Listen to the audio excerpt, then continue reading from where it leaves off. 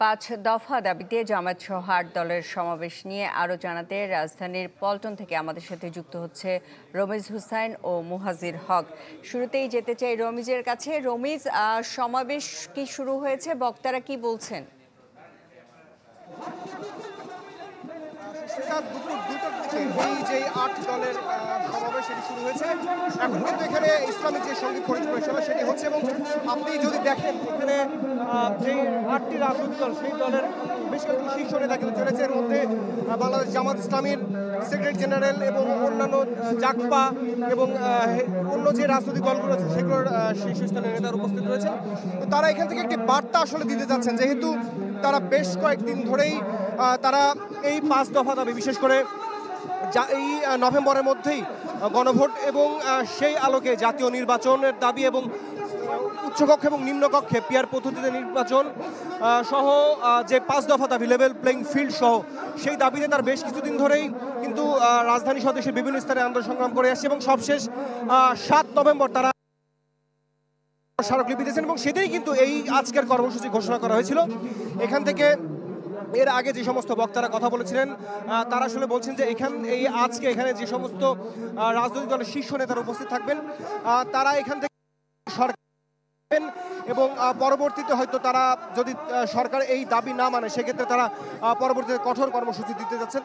তবে অন্যান্য যে সমস্ত রাজনৈতিক দল এবং জাকপা সহ যেই রাজনৈতিক দলগুলো তারা মূলত তাদের দাবি যে তারা নির্বাচনমুখী একটি দল এবং সামনে যেহেতু ফেব্রুয়ারিতে জাতীয় নির্বাচন, সেই নির্বাচনকে সামনে রেখেই তারা তাদের কার্যক্রমগুলো চালাতে চায়। তারা কোনো ধরনের আন্দোলন সংগ্রামের দিকে যেতে চায় না। তবে তারা অভিযোগ করছেন যে একটি বিশেষ রাজনৈতিক দলের প্ররোচনায় আসলে সরকার এই যেই জুলাই জাতীয় সনদের যে আকাঙ্ক্ষা সেটি বাস্তবায়ন করছে না। তো আমাদের দর্শক অপেক্ষা করতে হবে। এখানে আর কিছুক্ষণ পরেই জামাত ইসলাম সহ অন্যান্য শীর্ষ রাজনৈতিক দলের শীর্ষস্থানীয় নেতারা উপস্থিত থাকবেন এবং তারা এখানে বক্তব্য দেবেন। পরবর্তী তাদের কি কর্মসূচি সেটা ঘোষণা করবেন। তো এখান থেকে সবচেয়ে তথ্য আমার কাছে সুস্মিতা। নতুন বাংলাদেশ গড়তে এলো জুলফিকার স্টিল। জুলফিকার স্টিল, ইস্পাত দৃঢ় অঙ্গীকার। রমিজ হুসাইন, আপনাকে ধন্যবাদ। আমাদের আরেক সহকর্মী মুহাজির হক আছেন সেখানে। মুহাজির, আপনার ওখানকার পরিস্থিতি জানাবেন।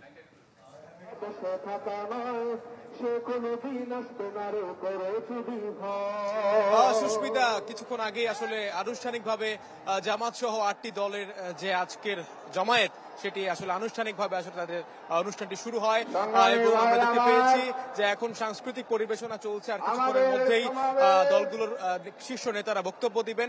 তবে আমরা কিন্তু দেখেছি যে সকাল থেকেই এই পল্টন থেকে একেবারে ওই কাকরাইল মোড় পর্যন্ত কিন্তু একটা বিশাল জমায়েত আমরা দেখতে পেয়েছি যে যারা রয়েছেন তারা ঢাকা সহ আশপাশের বিভিন্ন জেলা থেকে এসেছেন এবং আমরা দেখেছি ঢাকার বাইরের অনেকেই এই আজকের এই সমাবেশে অংশ নিয়েছেন এবং তাদের কিন্তু সবার কণ্ঠে তাদের যে আসলে ৫ দফা দাবি, সেই ৫ দফা দাবির মধ্যেই তারা কিন্তু সবচেয়ে বেশি গুরুত্ব দিচ্ছেন গণভোটকে। গণভোটের ব্যাপারে তারা সবাই আওয়াজ তুলছেন। আমরা অনেক তৃণমূল পর্যায়ে নেতাদের সঙ্গে কথা বলেছি, তারা কিন্তু বলছেন যে নির্বাচনের আগে অর্থাৎ এই মাসের মধ্যেই গণভোটের ব্যবস্থা করা, গণভোটের আয়োজন করতে হবে। তারা বলছেন যে বাংলাদেশের সহজ সরল মানুষ তারা নির্বাচনের দিন যদি গণভোট হয় তাহলে তারা সেটা বুঝতে পারবেন না, সে কারণে তারা গণভোটটাকে নভেম্বর মাস অর্থাৎ এই মাসের মধ্যেই তারা আসলে চাচ্ছেন এবং একই সাথে নির্বাচনের লেভেল প্লেইং ফিল্ড এবং সেই সাথে জুলাই সনদ যে বাস্তবায়ন প্রক্রিয়া এবং আইনি ভিত্তি এসব নিয়ে তারা এই তৃণমূল পর্যায়ে নেতারা কিন্তু কথা বলছেন।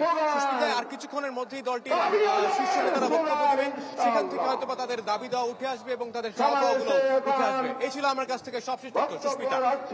মুহাজির হক, আপনাকে ধন্যবাদ। ৫ দফা দাবিতে জামাত সহ ৮ দলের সমাবেশের বিষয়ে আমাদের জানাচ্ছিলেন আমাদের সহকর্মীরা।